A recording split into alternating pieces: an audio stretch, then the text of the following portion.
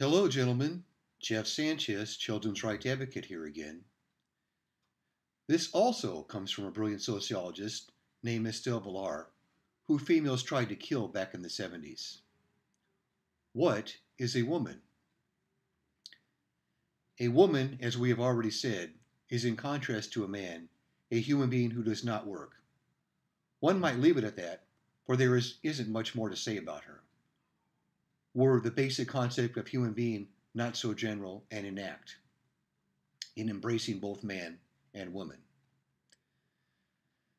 Life offers the human being two choices: an animal existence, a lower order of life, and a spiritual existence. In general, a woman will choose for the former and opt for physical well-being, a place to breed, and an opportunity to indulge unhindered in her breeding habits.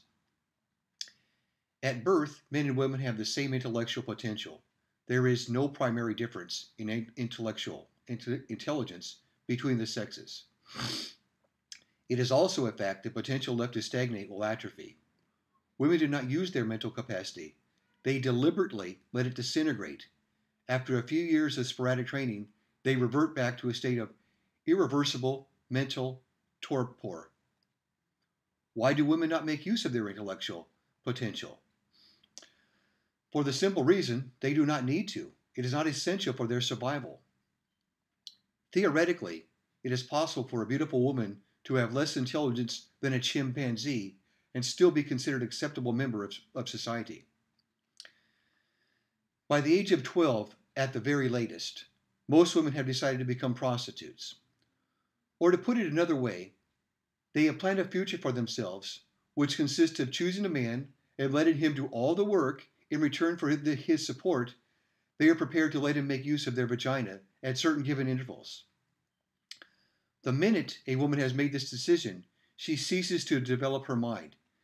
She may, of course, go on to obtain various degrees and diplomas that increase her market value in the eyes of men.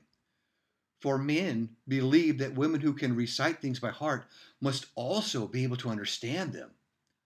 But any real possibility of communication between the sexes ceases at this point. Their paths are divided forever. One of man's worst mistakes, and one he makes over and over and over again, is to assume that woman is his equal. That is, a human being of equal mental and emotional capacity. He knows what he would say, think, and do if he were in her shoes. When he looks at her depressing ways of doing things, he assumes there must be something that prevents her from doing what he himself would have done in her position. This is natural, as he considers himself the measure of all things, and rightly so if human beings define themselves as beings capable of abstract thought. When a man sees a woman spending hours cooking and washing dishes and cleaning, it never occurs to him that such jobs probably make her quite happy, since they are exactly at her mental level. Instead, he assumes that this drudgery prevents her from doing all those things which he himself considers worthwhile and desirable. Therefore, he invents automatic dishwashers, vacuum cleaners, and pre-cooked foods to make her life easier and to allow her to lead the dream life he himself longs for. But he will be disappointed rarely, using the time saving she has gained to take an active interest in history, politics, or astrophysics. A woman bakes cakes, irons clothes, and makes ruffles and frills for blouses, or she is especially enterprising, covers her bathroom with flower decals. It is natural, therefore, that man assumes such things to be the essential ingredients of gracious living. This idea must have been installed in him by women, as he himself rarely doesn't mind if his cakes are store-bought, his underpants ironed, or his bathroom devoid of flowery patterns.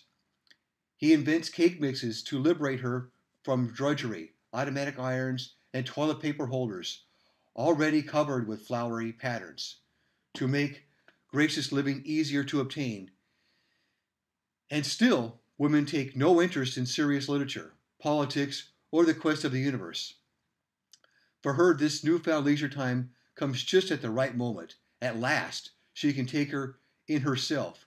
Since a longing for intellectual achievements is alien to her, she concentrates on her external appearance.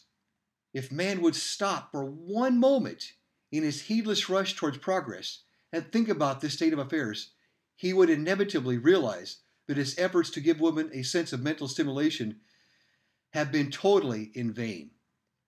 It is true that women gets progressively more elegant and well-cultured, but her demands on life will always be material, never intellectual. Take care.